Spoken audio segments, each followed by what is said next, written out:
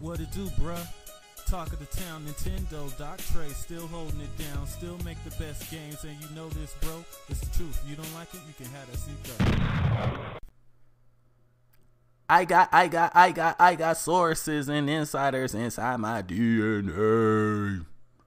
So, the popular Nintendo Switch topic of late is Nintendo Switch and third parties.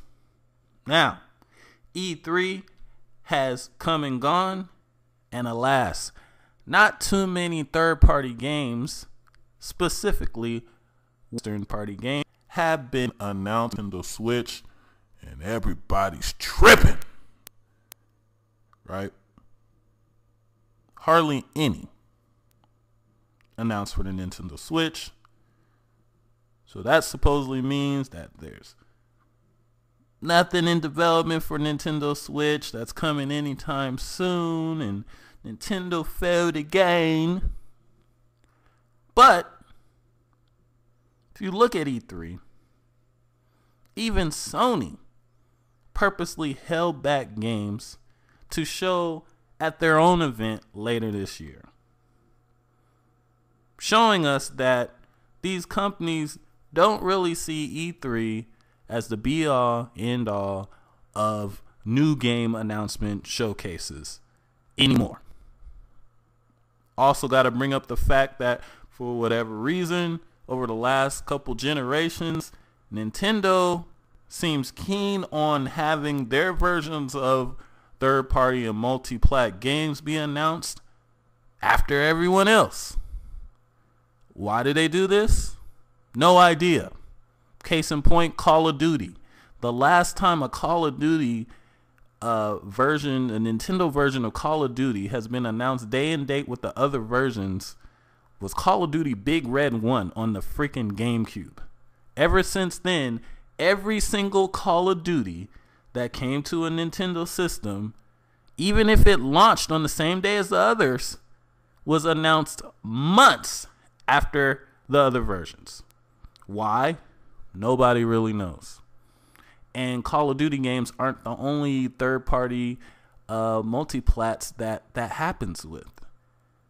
Now, we still don't know why that's the case. Maybe that's what Nintendo prefers, but honestly, I don't think it makes much sense.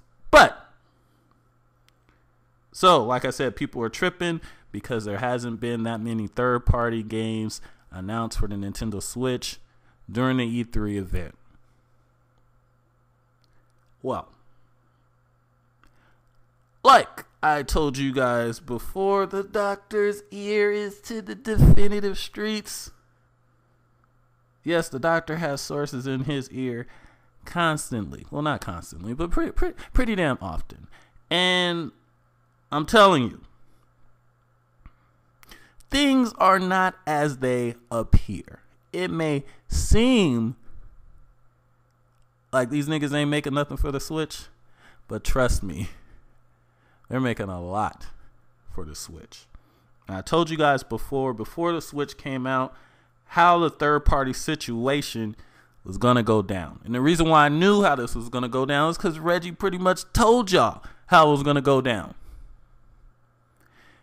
They said that they had to show third parties that they could sell the system consistently over months, not just at launch, consistently show that it was a consistent seller and build a large install base for them to jump in on. Meaning, they pretty much told third parties, look, we know the Wii U sold like straight garbage, but with the Switch, things are different, and we'll prove it to you.